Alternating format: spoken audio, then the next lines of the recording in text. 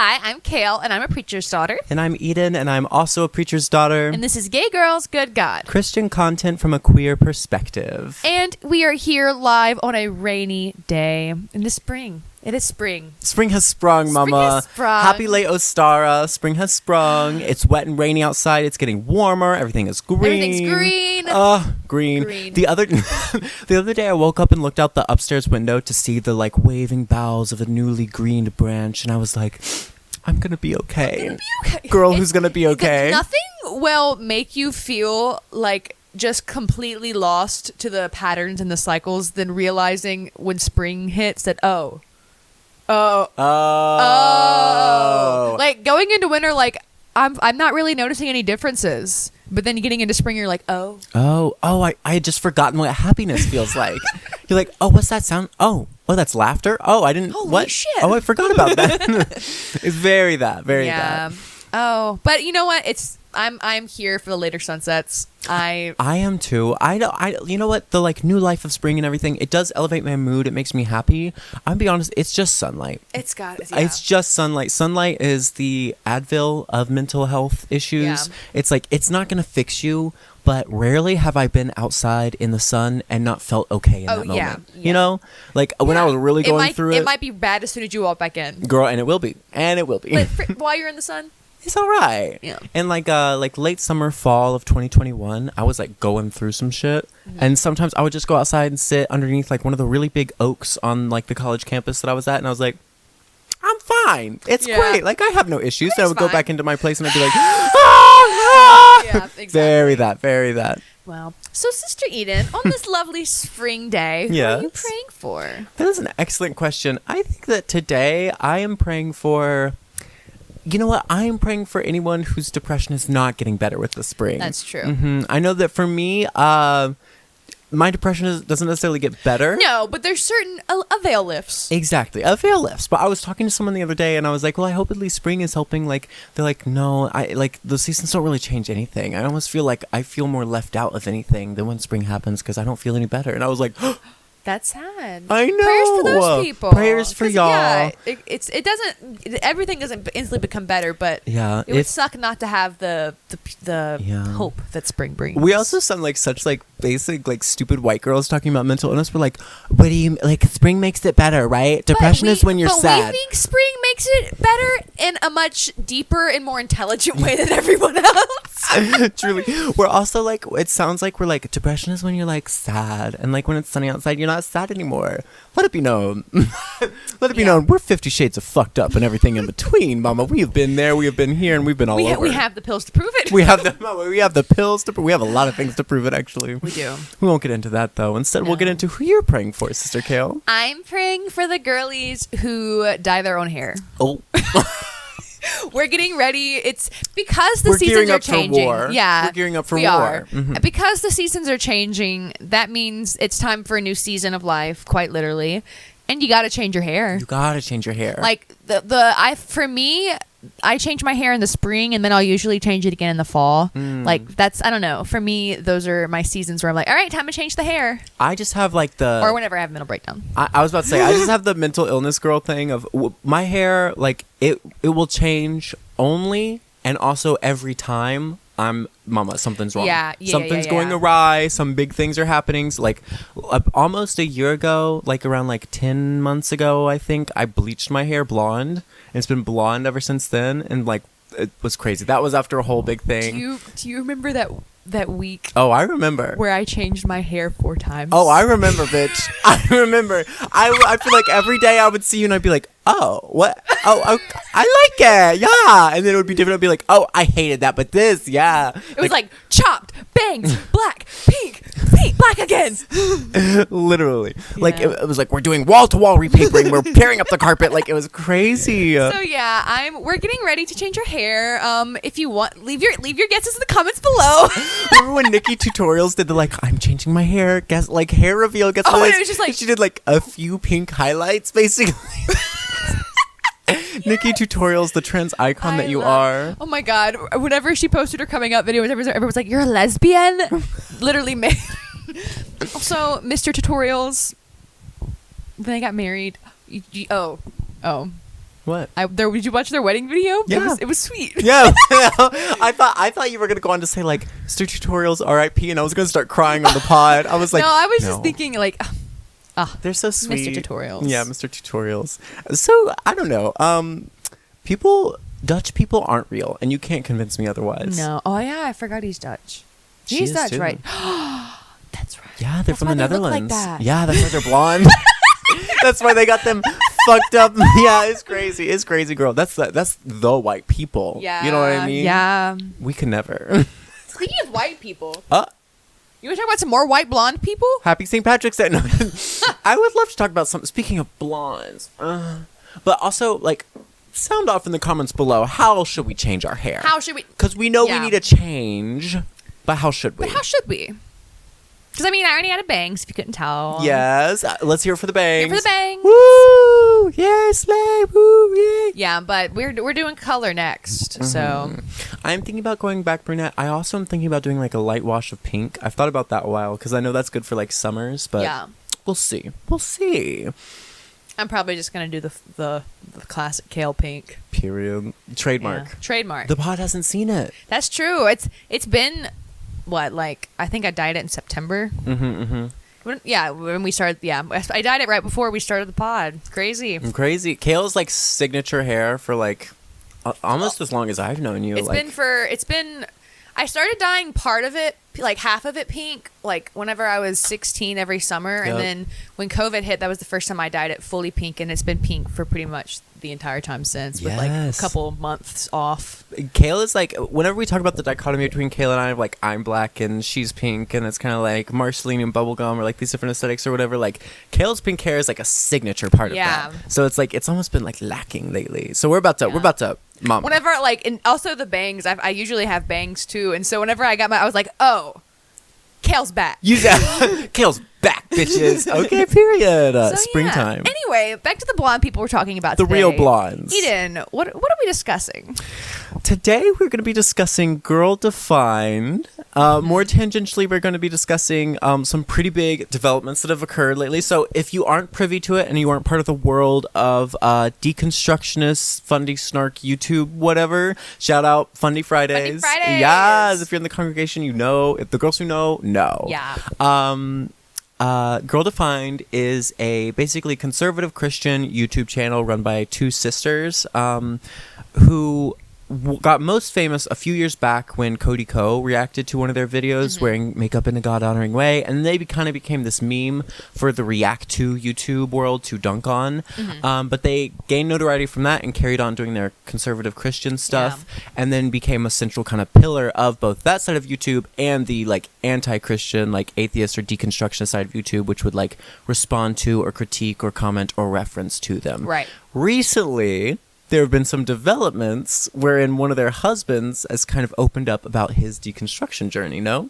So we're kind of responding to and discussing, dissecting, giving background to that today. We're jumping on the story while it's hot. We're jumping on the story while it's hot off the presses, babe. Hot off the YouTube press. Mama, chasers? Where? Send them my way. Send them my way. I'm not going to respond to that. I've decided my best mode is just to not respond. Your best mode? My best mode. Anytime Kale uses the word hole, chaser, trans, anything. Pretty much, there's so many words where I'm just like, I can't say that anymore. Yeah, I'm a emotional terrorist. So, am I... Well, sorry. So, she said emotional terrorist, and I was like, what the fuck? So the way we're going to structure today's episode is that Kale, who knows a lot more about Girl Defined, like, and their world, is going to educate me and thus y'all a little bit on kind of the context and the history of these girls, their world, their surrounding characters. And then I am going to dive into a little bit more of the video specifically that Dave, the husband, made about deconstruction. And specifically, I would like to give, I think, a very unique perspective on deconstruction and kind of what this scenario tells us about the ways deconstruction can go and the ways it may not go. Right. So to get started on the background of Bethany and Kristen, sorry, it took a second for me to get that KR out. They come from the Baird family, and the Baird family is one of the well-known families that is part of the IBLP. If you are familiar with Shiny Happy People, the docuseries that came out on, I believe, Prime last summer. Yeah. So if you know anything about that, which if you're watching our channel or watching the show, I'm sure you do, but long story short, a very abusive, controlling, manipulative, very treats women especially very poorly, very predatory culture that has sort of been packaged into this homeschooling program, and it's really popular with independent fundamentalist Baptist churches, and so they come from that world. So of course, going into this, you can assume that Kristen and Bethany already have some pretty low views of what a woman could and should be, and it's very, very, very apparent in their earlier videos. Like, and they're so into purity culture, and like I remember there was this one example of one of their writers or one of their viewers wrote in saying, I've been with my boyfriend both consensually and non-consensually, and like all of this, and like I'm worried about it. And they responded that like all sexual sin is equal in the eyes of the Lord, and we all have sexual sin that we carry. Yeah, they have a really bad history with just how they treat women. Kristen got married at the normal age that women in this culture do, which is as soon as you are legally able to, pretty much. She got married around 19, I think. Bethany, however, did not get married until her early 30s. Period, queen. Yeah, which made it really hard because a lot of their content is centered around becoming, you know, a good, godly wife. Because in IBLP, I mean, again, their entire the entire framework for their videos can be brought back to this cult essentially that they were raised in, and so all of their content is about becoming, you know, like their biggest video that has gotten popular for the cringe reasons was their wear makeup in a God honoring way, and it's just all about avoiding sexual temptations and remaining pure. And I'm so sorry to provide so much sexual temptation with my makeup and my hot body today. I need you to put your dicks away and try and listen to what we're talking about, please. And so when Bethany got married, almost instantly her content, well, not almost instantly, about 3 years into her marriage, her content started to shift. Oh. And I learned about this, not against my own will, but she started to have Christian wives sex courses. Wait, wait, what? Did you not know? No, I didn't know this. Okay, we have to do some episodes about like Christian sex shit because it's crazy. I remember seeing like books, like secret, like I wasn't supposed to in my like friends' parents' like car console or things like Christian sex or whatever. The fact that, you know what, I'm with the Christian women. Blowjobs are against God. Blowjobs are against God. Blowjobs are unholy. The only kind of sacred sex is unprotected vaginal intercourse that is meant for the sake of procreation. Yes. If you aren't cream pieing on your cycle, then it's a sin. Then it's a sin. Yeah. And I've always said that. And so, yeah, it was really strange when I hadn't really seen anything about Bethany or Kristen for a really long time, and then all of a sudden when I got into like Fundy Snark Reddit, I was like, oh my god, she's selling sex courses, which is, she's grifting, first of all, because I watched Rachel Oates has a video where she bought it and she like goes through it. A conservative content creator doing a grift? No. Oh my god, right?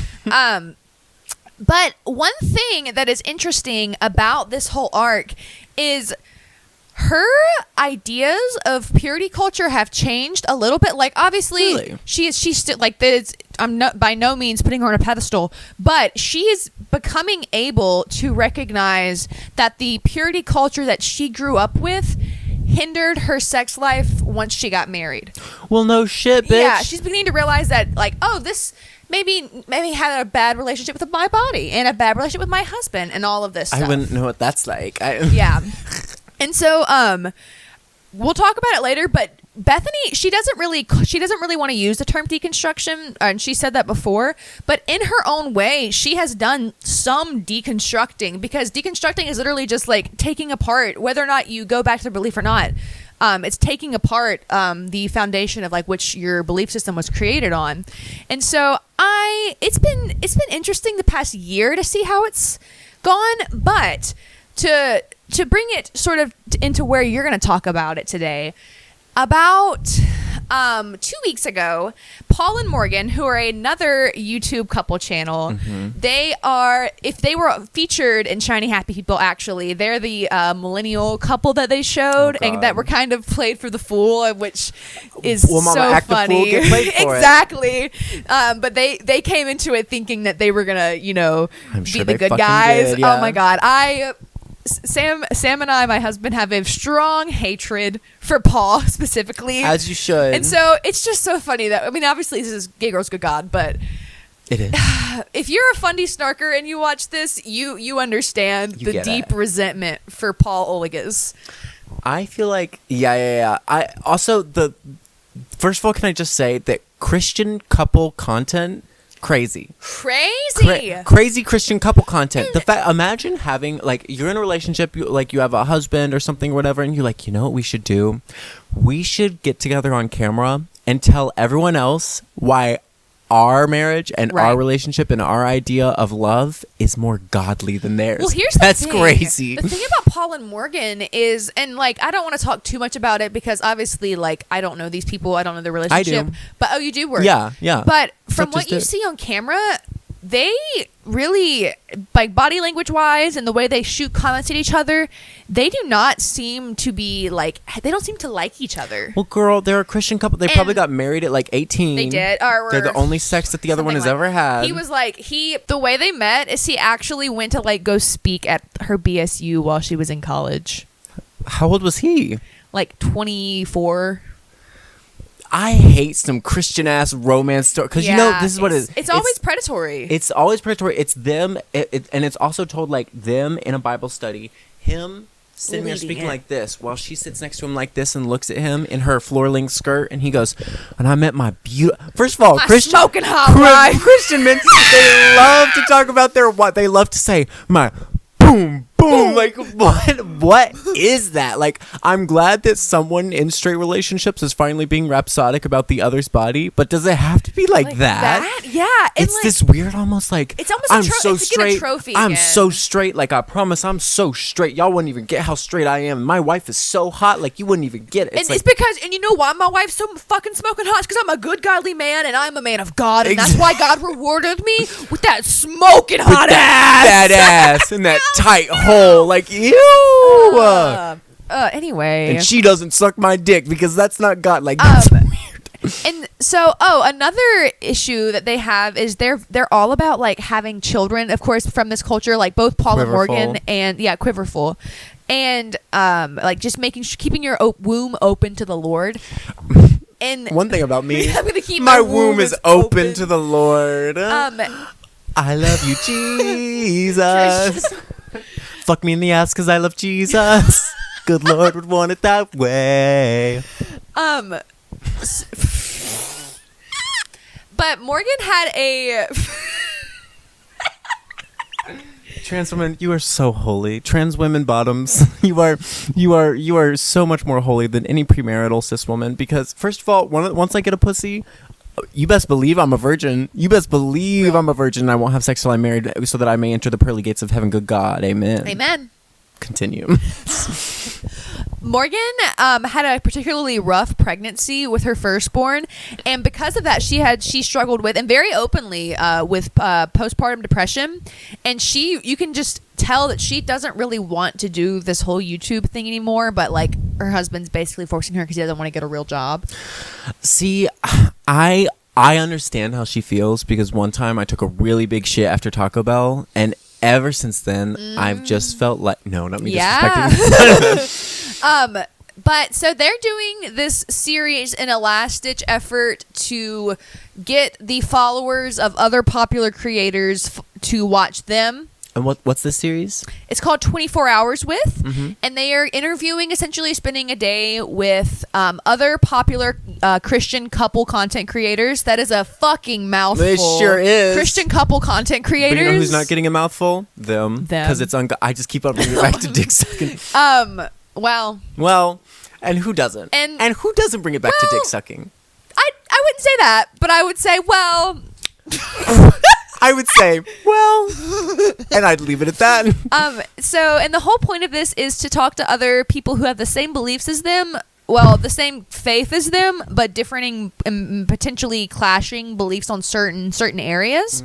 And so whenever they talked to Bethany and Dave and theirs, they talked a lot about how Bethany has sort of shied away from her idea of purity culture, and they didn't really focus on Bethany a lot, even though she's the one who has the channel. They really just fucking honed in on Dave, which is so who funny. Spells his name D-A with a little line over it, V, which is so him and his buddies Kai, Finn, the other transmasculine dude, like that is so... Yeah, well, whenever she married Dave, as soon as they got married, like everyone was watching videos, and just because he's like an expressive man who's like not a toxic he's the one that they were like, he's gay. He went to conversion. They started rumors that he went to conversion therapy and stuff. And Dave at the time was like, hey, that's a horrible thing, by the way. Mm-hmm. I didn't go through that, and shame on y'all for like using that as a way to like try to attack someone. I would have to agree. I think there's this awful annoying thing that liberals do online, which is, and it's especially bad with homophobia and also misogyny, but mainly homophobia. That it's like, we love gay people, conservatives hate gay people, we're so bad. But as soon as someone that you ideologically disagree with like acts a little bit effeminate or like doesn't follow their own ideas of the gender binary or whatever, people then immediately degrade it and demean it, like, oh, this pussy, like blah blah blah blah blah. It's like you are just upholding the exact same things, or making like rape jokes and things about them, or like prison rape and stuff like that. It's like you are awful. You are just as bad as the people. Of shit, yeah. Bud. Like as someone who had to undergo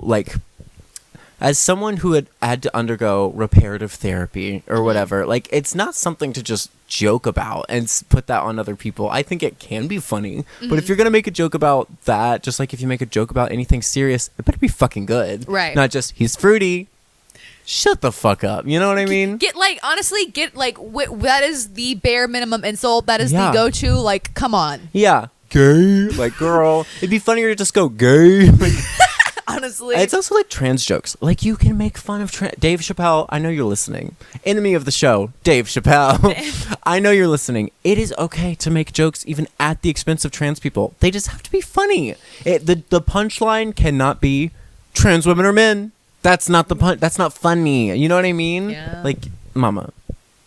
Yeah. You're so disinterested. No, it's just like you're over here saying make fun of trans people, and I'll say it again. I'll say, like, you know what? Let me get on my soapbox here. Trannies are stupid, ugly, and funny as shit. You got. What am I as a suspicious person supposed to? Suspicious person. Suspicious. You're supposed to say, as a resident tranny tamer, I will not be saying that. Man, one day I'll get you. You and Sam, I'm going to get y'all to say it on camera. Why do you want to do that? Because I think it's funny. Anyway, back to this topic. So they really went on Dave about like how he cusses, and Dave was literally like, yeah, shut the fuck up. Period. He's saying it as a joke, but still, it was funny. And they were just coming at him for not believing like certain things, or thinking it's okay to have gay friends and things like that. And Dave was basically like, y'all are very legalistic, and I don't think you've read the Bible at all. Because he's like, he said, he was like, just so y'all know, I've read the Bible cover to cover 4 times. And they were like, drop that period. Because they haven't. They not? They probably haven't. I don't understand that. I do not understand Christians who haven't like read through the Bible. Yeah. Because like in the community I come from, it's like you read your fucking Bible. Yep. Like every day you read the Bible. The summer you turned 12, you read the whole Bible. Mama, the summer I turned pretty. The summer I turned 12, and it's just me rereading the Bible. Getting my hole gaped by the cosmological power of God. So, after this video was posted, both in order to get as much views as possible from this collab, they both made debriefing videos about the video they did together. which is so YouTube. Reactions to response videos. It is going back and forth between them. I'm sure it's so funny. Like all of the funny response content creators right now are like, I don't have time for this. Like Jen's like, I don't have time to keep up with this right now. I know. I'll debrief in a year when they're done. Yeah. When the girls are done playing racquetball. But basically, the Paula Morgan once again came for Dave, saying that they don't think that he's a real Christian, and then that will kind of lead us into what Eden's going to talk about, because after Paula Morgan's video came out saying how they were kind of disappointed in Dave and everything they learned about him, and how they were kind of like, why is Bethany with him, blah blah blah blah blah. And keep in mind in the back of your head all this time, Bethany comes from a family that is IBLP, IFB. Her being married to this man who even questions anything against his religion is absolutely like the worst case scenario for their daughter to be owned by that man. No, literally, for her to have been auctioned off to a man like that. Yeah, I think, first of all, that we need to recognize the misogyny in that whole scenario, because if you go in to make a video ostensibly about and like following a woman and her like spirituality and her religious practices and things like that, and then you focus in and make it all about her husband, because to you what a woman is the man who owns her. Like, that's pathetic. That she can't be a strong woman in her faith, and like, which I mean, like, regardless of the faith, that regardless of the destructive beliefs that she has, that she can't be strong in her own faith unless he is too, or unless he's stronger. You don't have to be a good person to be an icon. You can be a terrible person and still be an iconic. Icon. Exactly. Yeah. Like the fact that they see their disagreements with him as a moral shortcoming from her is so like prime misogyny, and I feel like that bears like identifying. But to follow up, basically what happened afterwards is that Bethany and Dave made a video recently, I think like last week, or by the time this video comes out, definitely like over a week ago, wherein Dave opens up and talks about the fact that what they were getting to when that last video was filmed, like 24 Hours in the Life, was that he was having kind of his deconstructionist revelation, and that he has now come to identify and call himself like someone who has deconstructed his faith. He doesn't really call himself a Christian anymore, and I think that this is a great opportunity to talk a little bit about what deconstruction is. We mentioned it a lot on the show, and we kind of assume that you understand or already know what it is, and like with context clues, I'm sure you can, but just for the sake of education or whatever, deconstruction is the word that we give to the process of deconstructing your faith, the value system on which you were raised or came to believe. It is usually something reserved for people who not necessarily grew up in the church, but in some way came up in the church, were socialized within the church. Have religious trauma. Yeah. And then go through the process, as probably most of the people watching this podcast have, of realizing that they don't believe in it or that it doesn't work for them, going through the pain and the difficulty of removing themselves psychologically, emotionally, spiritually, and socially from that system, and then doing the hard work of reforming yourself in the aftermath. We've talked a lot about how like people always say deconstruction leaves a God-shaped hole or whatever in your life. We say it's a hole that shouldn't have been filled in the first place, or or that like it's something that you can fill with other things like a love of humanism, etc. But suffice to say, all of this conversation that we've referenced that has come up around deconstruction has been pretty recent. Deconstruction has obviously always like been around since religion has, and since atheism started to take off. Like, but the millennials were like, let's give it a name. It started to become like a pop culture phenomenon, I would say, in like the early 2010s. Do you think? I would say so. Yeah. We're intentionally not going into too much of the technicality or anything, because we'll do an actual deconstruction episode. But it has gained notoriety as a word and as kind of a movement lately, especially in like social media spaces and online spaces, of something to identify with, which I think is really helpful for anyone going through deconstruction, because it lets them feel not alone in that process. I know if that scared little kid in the Mississippi woods who thought that like they were going to hell and that no one else had ever experienced what they were going through, if I had known about that word and about the language around it and found the communities associated with it, that would have meant the world to me, you know? Yeah. Like, so that's deconstruction.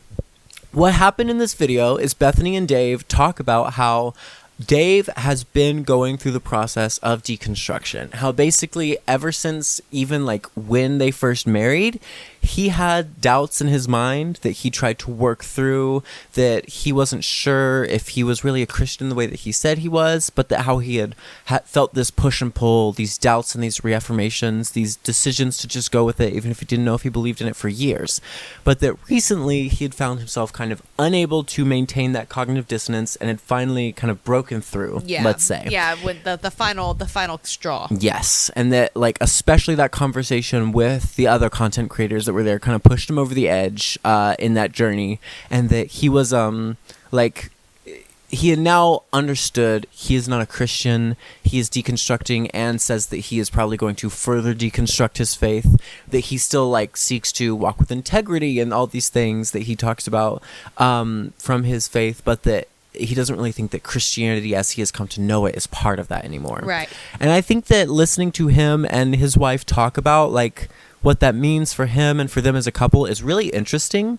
And I think that you should go watch it. It's really cool. It has a lot to teach you about like the guilt that can be associated with deconstructing, like what can keep you in versus what can like be the trigger to force you out. But one, I think, unique way of looking at this situation that I wanted to bring up that then teaches us something more about deconstruction is that when I was watching this video and watching Bethany, this very conservative Christian woman, be so supportive of him throughout the whole thing and be like, you know, I do believe in God. Like, I am holding steadfast to my faith. But if anyone is going to be able to work through this, it's us because we love each other. We'll move through this.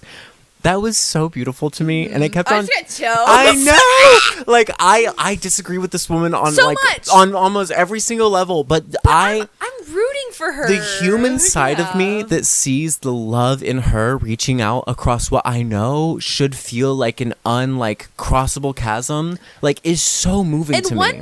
In that action of her doing that, she's already like disobeying like what she's been taught. Yes. Like they are by definition like what my dad would call unequally yoked because one's yoked, man. One's pulling more than the other, like in the religious sense, and like she's essentially quote unquote failed in her marriage has failed already in the eyes of many Christians, which is so fucking also, if you want to watch a video that kind of precursors the one where they talk about deconstruction, if you go watch the review of the Barbie movie, there are signs. Oh, there are signs, Mom. They are disagreeing. Yeah, they're disagreeing. Yeah. He obviously like loves. He has such a normal person take on it. Yeah. Yeah.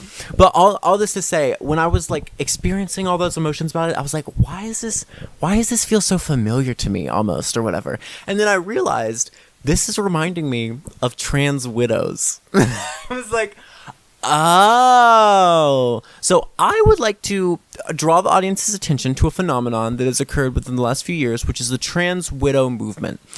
Now, trans widows, this is a transphobic group, so this isn't really what we're identifying Bethany with, but okay. Trans widows, quote unquote, is this group of people, mostly UK people, because of course they are. It's a specifically transmisogynistic movement because it's women who identify themselves almost as widows to understand the grief they are going through as their husbands come out as trans women. They create like these community forums, these boards. There's a website wherein they share stories and talk about the pain and woe is me. And I do think that can be very difficult. We'll get into this more later, but I think that if your partner comes out as trans and you are not attracted to the gender they come out with, it is okay if you feel like you need to break up with them, and you can have so many feelings and go through the grieving of that. And there's so many beautiful relationships that I've seen of like across other like in real life and across social media that have come from that. Yes, it's just a new relationship. Exactly. But this group in particular doesn't see it that way. They see it almost as if like their spouse, it was a selfish move of them, or that their spouse, a betrayal, that they like feel blindsided and it's not fair, that it's something that was done to them, like all this stuff. Very gross. Yeah. But then there are also like in opposition to that, for instance, like the subreddit My Partner is Trans, where people are very supportive and talk about like, my partner is trans, I need to know how to support them like in the bedroom, or like my partner just came out and like I really need support, I'm having a tough time with it but I want to stay with them. People like, commenting, giving them support and things like that. Yeah. So there is, as like transgender visibility has risen in the last few years, and as more people have come to understand themselves as trans, so too have a lot of people in partnerships with trans people had to deal with the interesting position of finding themselves married or dating or in a relationship with someone who is fundamentally not the person they originally thought they were getting into a relationship with.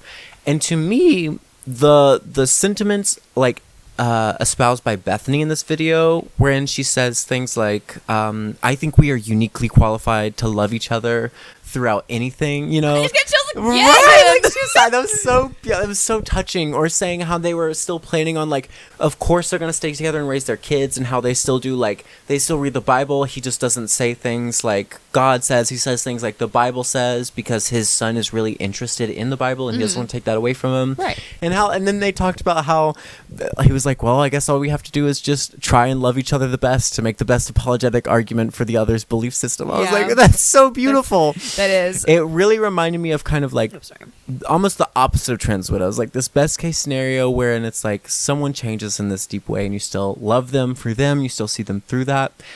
All of this to say, one thing that I often say in my writing and sometimes otherwise is that I transitioned twice in my life. The first was deconstruction. The second was my gender. And I think that this is something that I would almost like to do an episode on later, but just that deconstruction and gender transition are very similar processes in my mind, and this video highlighted that a lot to me. And I think that if you are close to a trans person, or if you're close to someone who's deconstructed, or you yourself have deconstructed, this can help you to understand one or the other interchangeably, because going through gender transition is a lot like being raised and socialized in this one system that tells you what the truth is, who you are, this fundamental and incomprehensibly all-encompassing system of which you are a part of, and then just having this deep down realization, almost against your will, that you don't fit in that. Yeah. That it isn't for you, and that it isn't the truth. And then having to navigate moving against it, living your life in opposition to it, and coming to define yourself outside of it, despite all of the social, physiological, and mental repercussions. And then the ways that it can be so much more beautiful and, more importantly, authentic once you move past that. And I think that in both ways, gender transition and deconstruction follow that pattern like to a T. Yeah. And it just really had me thinking about that. So I don't know. I really thought it was cool to see that. Another thing that got brought up in the 24 hours with video is they asked Bethany, like, what about the kids? Do you think this is going to make it like hard for y'all to, you know, raise your kids in the way that you think best like serves the Lord? And she was like, if anything, I think that it's going to make them even more prepared, because just saying that, like, you know, having two parents who believes like two different things will like give them, it won't make them feel like they're forced to do anything. And she believes, she was like, I don't want my kids to feel forced into this religion. I want them, like, if they're going to like believe what I believe, I want it to be because, you know, they love Jesus or something like that. She said something along those lines, and I just think it was, I don't know, like, that How dare you make us stand, Bethany? How dare you make us stand? It was that video of her, because like I've watched many of their videos throughout the years, because I honestly used to watch them unironically. Like listen.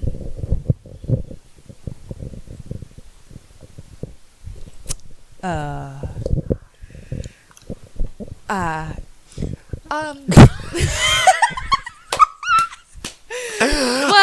forget your dark past. Well, it wasn't exactly unironically. It was like I was able to recognize how stupid the videos were, but I was also like, I kind of agree with you. You were like, makes sense. They make some points, but the misogynist in me wanted to make fun of them because you were making fun of Steven Crowder. Yeah. It was all misogyny. Anyway, what was I talking about? Oh, like seeing everything that she specifically has made through the years, especially her silly little Christian sex content, which is probably going to go downhill now. Her taking a crucifix and then just you fucked an atheist. That was so funny. You just did it with an atheist. In the Funny Fridays reaction video to that video where he goes, I say that every time after we fuck. Oh, James? Yes. I love James. You just did it with an atheist. Incredible. Love that. But anyway, that is the most emotionally mature and self-aware that I have ever seen Bethany. Yeah. And like that is why I don't have any hopes for. I mean, I kind of do, but like me neither. I don't expect Bethany to completely change course and become an evangelical. And she even said that she does not. She did not see herself doing that. But it will be interesting to see. You know, hopefully. I mean, like I am rooting for the relationship. I'm not gonna lie. Like I would love to see because they do really seem to like love. Like their love story really is sweet. It's a love story. Especially because like. I find it particularly sweet, like, as someone who would consider themselves a late bloomer in many regards. Yeah. Just, like, knowing that she waited so long to find someone who truly loved her. And, you know. And, like. And she's got to be strong as hell. Girl, because, I mean. You know better than me that in Christian circles, especially in these fundamentalist Christian communities, like if you are a single woman past the age of like 24, 20, like you are an old spinster. Mm-hmm. Everyone sees you as like, oh, she needs a husband. A life resigned to the children's ministry. Girl, it's insane the way that they treat women. Like that, like your whole purpose as a woman is to get a husband and to serve him. It's insane. Yeah. So to hold steadfast in like. And to not just settle or find a man or like whatever, and to like live into her 30s and then finding a man, that's great. Right. Also, just as people speaking to our young, impressionable audience, because we've lived such long lives. Like, it is crazy that the standard in our culture is to like find and settle down with someone by age like 23 or 20. Like what? Girl, I mean, I'm saying that as someone who did that, but I also am saying you don't have to do it. Like, do whatever the fuck you want. And also, like, you are gonna change so much, like always, but especially until you're around like 25 to 27, like things are going to change in your brain rapidly. And so like you're going to be eating lunch and realize I'm not the same person who fixed this salad. No. Happened to my buddy Eric once. Turned into a beetle. But I think that was Franz Kafka. Oh, okay. It was Gregor Samsa. Gregor Samsa, yeah. But it's like you probably shouldn't find the person that you're going to spend your life with until your 30s, you know? And if you do before that, that's slay. Congratulations. You were the winner of this week's Maxi Challenge. Finding a mate. But you're not. But are you really? You're safe. But if, like... And I think that like the way that they spoke about their love for each other really speaks to that. It's like these two fully formed, fully confident individuals who know who they were and didn't like build themselves around each other like two intertwined trees that can't stand on their own anymore. Like they know who they are as individuals and they know that they want to be with each other regardless of those differences. Which is just...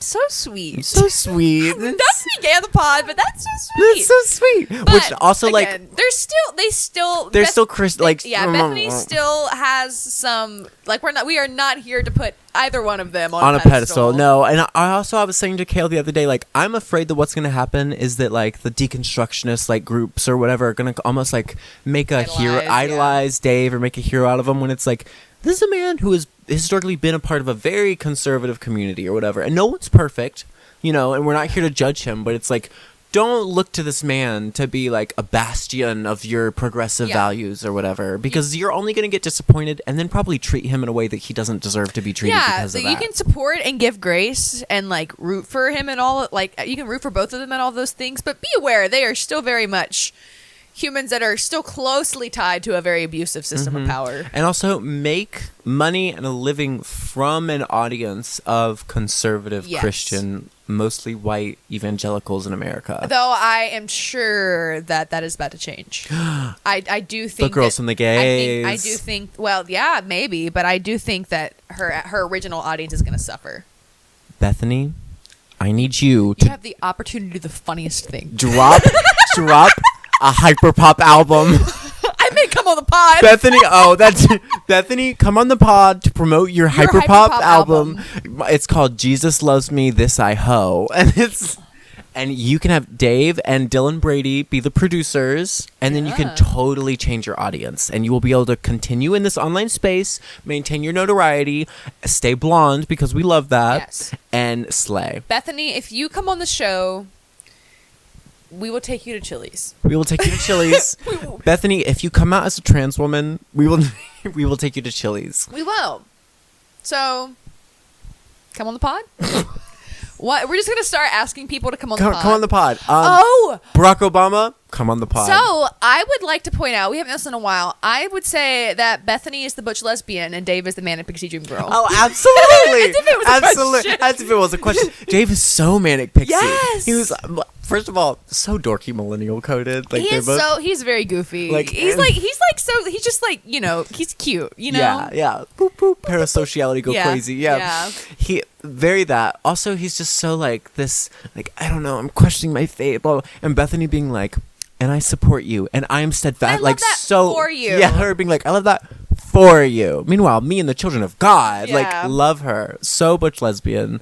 Very that. So I would also say that I would almost say that Bethany and Dave are like butch lesbian, whereas Paul and Morgan are like evil manic pixie. Yes, because there are evil man. Don't get it twisted. Yeah. Oh, do not get this twisted in that butch lesbian is always like stern and manic pixie is like kind. No. It's not like that. I am a prime example. It's very they're very like evil manic pixie. Very manic nymph. And they're chaotic evil. Chaotic. Damn, bitch. True. Chaotic evil. They're terrifying. Dave. I mean, Paul. Sorry, Dave. So that's pretty much deconstruction. Mama, in my mind, deconstruction is gender transition. Those are the two great mountains I've crossed in my lifetime. And you know what? Those two mountains look like a pair of titties. They sure do. I was just about to say that, bitch. I said, looking at the crevice between those nipples was wild. That's all I know. Those are the two great mountains I've crossed in my lifetime. I think that if you've crossed either one, you can extend some empathy to the other. And if you have crossed neither, but you know someone who has, you can try and better understand both yourself and them. You can join a cult and then leave and get for fun and profit for the experience. Yeah, make a YouTube video about it, make a little cash. Yeah. So, Kale, do you have a Bible verse prepared for us today? I do, actually. Okay, Sister Eden, today's verse of the day is a little bit /SRS. Are you R/J or R/SRS? I know that normally we do like silly, goofy ones, but I think occasionally we should do some ones that actually, because the Bible does have some pretty bangers. The Bible is a beautiful book of ancient Hebrew poetry. Yeah, it is. Ancient Hebrew dick into booty hole. I will be reading 2 Corinthians 4:16 through 18. Therefore, we do not give up. Even though our outer person is being destroyed, our inner person is being renewed day by day. For our momentary light affliction is producing for us an absolutely incomparable internal weight of glory. So we do not focus on what is seen, but on what is unseen. For what is seen is temporary, and what is unseen is eternal. And I like the main part that I like about that is don't worry about if the things that have bothered you yesterday, you're not the same person you were yesterday. You're not the same person that you were when you started making that salad. You're not the same person you were when you started making that salad. And I think that, in the Bible and in a lot of ideologies and things, really, you see the separation between the spirit and the body, or the mind and the body.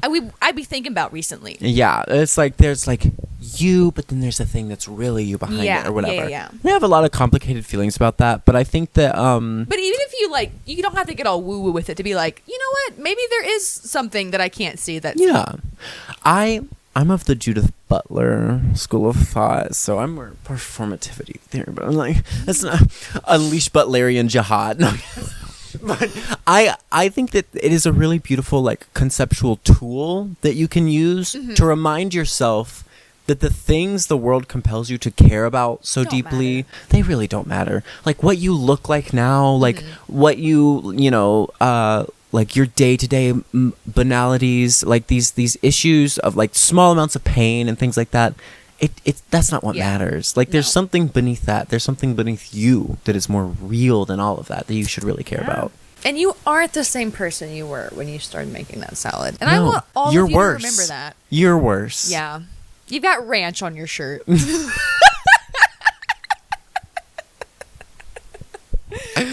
Oh, that's not ranch? Oh. You really aren't the same person, are you? You gay as hell. Well, I come by it honestly because God is gay all the time. And all the time, God is gay. Bye. Bye.